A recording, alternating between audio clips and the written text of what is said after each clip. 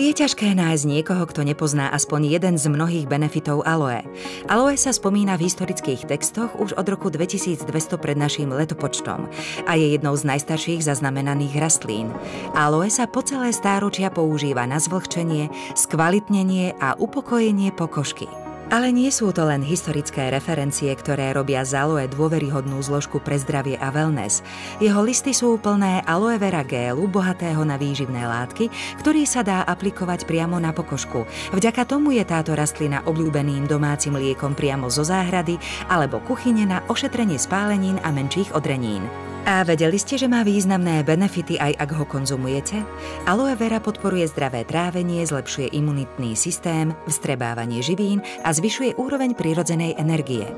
Vďaka obrovským výhodám pre vaše zdravie, zvnútra aj zvonka, niet divu, že táto vysoko účinná rastlina obstála v skúške časom.